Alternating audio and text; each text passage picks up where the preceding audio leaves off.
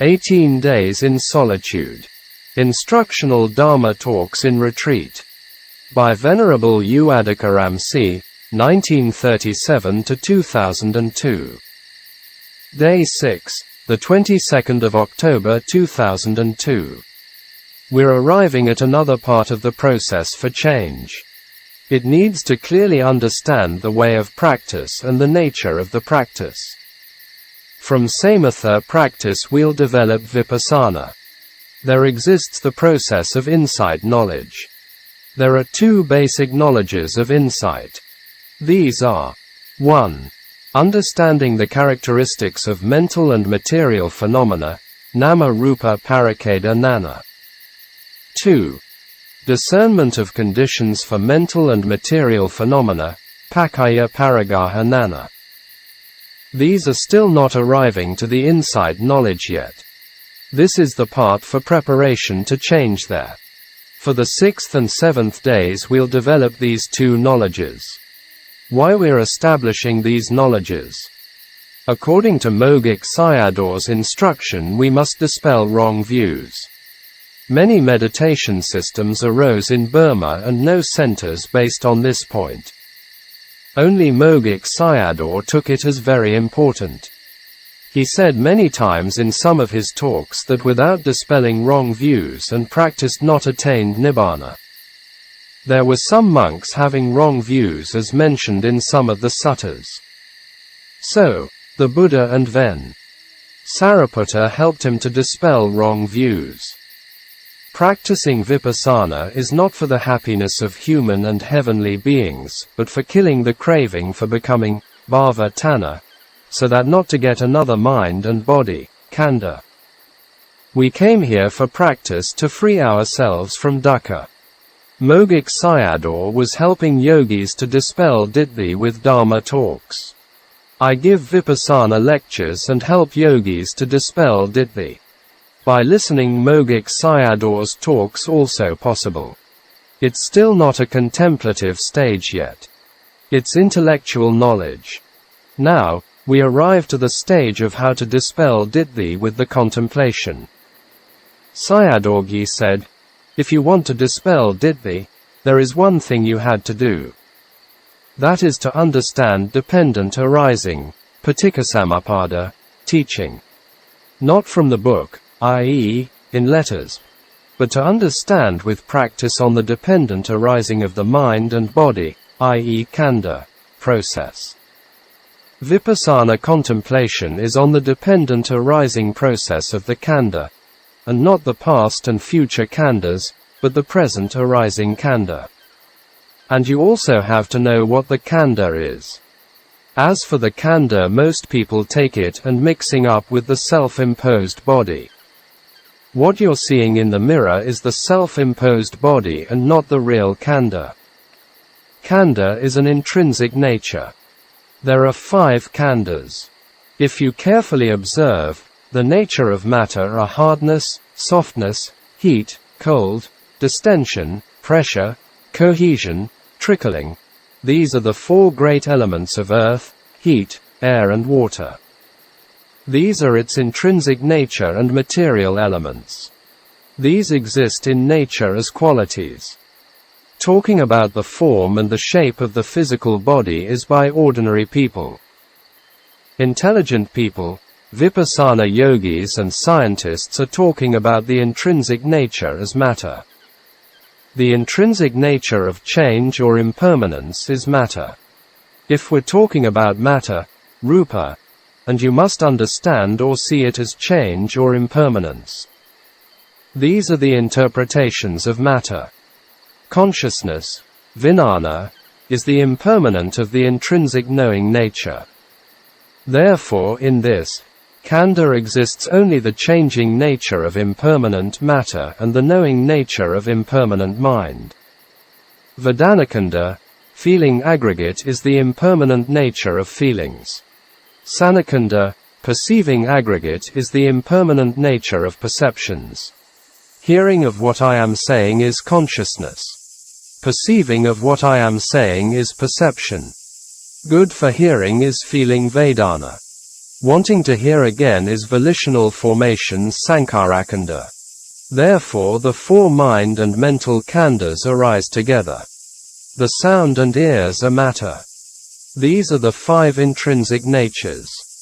Vipassana is contemplating of these five intrinsic natures. From samatha practice you can't go directly to vipassana practice. You have to build up two basic knowledges. The first one is namarupaparigaha nana, understanding the characteristics, etc., of mental and material phenomena. Separating the five khandhas, you get one matter, rupa, and four mind, and mental, phenomena, nama. Condense them together and get mind and matter. You have to contemplate these mind and matter. Contemplate with the penetrative knowing mind and not with the five physical doors. Follow behind sati with knowing. Before was only establishing for good sati. Now, have to develop knowledge that following behind sati with knowing. I'll tell you how to do it. When you breathe in and at the entrance of the nostrils, touching and the knowing mind arise. Before, do not think anything and only notice the touching. This was making the mind calm down. Only with the calm mind and knowledge will arise. With the touching and the mind knows it. These two are intrinsic natures. Follow with knowledge for what's touching and what's knowing. You must know the touching and the knowing. You have to understand them with differentiation. The air and nostrils are form, rupa. These two intrinsic natures are touching each other. These are the touching of hardness of the earth element and the movement of the air element. Knowing of them is the mind Dhamma. We're alive with the arising of mind and matter. We go for shopping. With the eyes see a piece of cloth. We eat foods. With the contact of food and the tongue, and taste consciousness arises. Before their contact it doesn't arise. It arises now at the present moment. All mind and matter are arising at the present moment. Vipassana practice is contemplating the present moment, arising khandha. Thinking about what already has happened is not vipassana. Vipassana is to know what's arising now. Now, you're sitting here and feeling, Vedana, arises.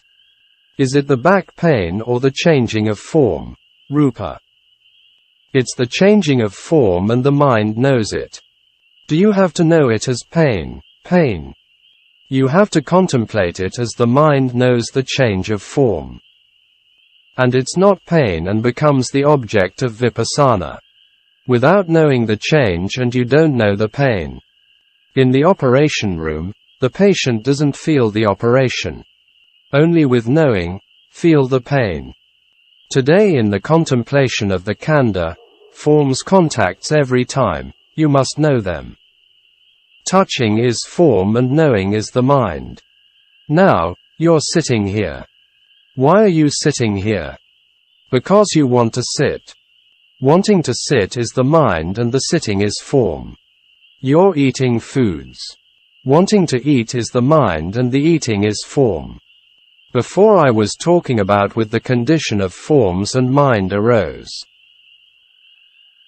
Now, is with the condition of the mind and form arises. In breathing in and out, wanting to breathe in is the mind and the breathing is form. Knowing there as mind and matter, etc. The whole day is the working of mind and form, but we take it as we're doing for it. Is it me or other, man or woman, who really done it? It is mind and form. We become conceited, because of me and other, person and being. Now, you're sitting here. And are there any mind and form of the sitting still exist if you getting up? It dies away and we're now with the new mind and form of standing. It's replacing with new mind and form. Form standing and starts stepping. Is there any standing of mind and form exist? If it's not there, then it dies away and disappears. How many times you're dying every day? Are you alive or dying for many times? It's not the view of ordinary people. Now, we're arriving to the view of insight knowledge. Therefore the whole day and times many deaths are piling up. In one life, dying only once is the conventional death. But ultimate death are many times, even you don't need for sending of to the cemetery. But we're carrying around these corpses with us. Later you'll know this khandha is good or bad. If you think you're alive, that's the view of eternalism. If you think after dying and everything is finished, that's the view of annihilationism. Today you have to contemplate every process as mind and matter. And then you'll get the knowledge of mind and form. To contemplate the present 5 khandhas arise is seeing one's death. Then you'll not have the view of tomorrow I'll still alive. Clinging to me and other, person and being disappear.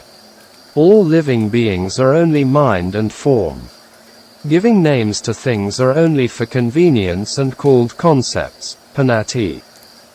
Vipassana is not contemplating the concepts. In the mirror, what we see as pretty, ugly, fat, thin, etc., do not really exist, and only thoughts or concepts. These are only mind and form. We're looking at things with concepts that it becomes white complexion, beautiful, etc. What really exists is arising and passing away of impermanence. So, it's dukkha, suffering. It doesn't follow our desire and not self, anatta. The views of worldlings and yogis are opposite. The things people think as good are loathsome to yogis. However, you see yourself as beautiful and pretty. Do you see the khandha becomes old and degenerated? The hairs become white slowly, the teeth broken and skin becomes wrinkled. The molecules in the body disintegrated and falling apart. Now, you practice to know mind and form arise. Why you have to do it? Because to dispel wrong views.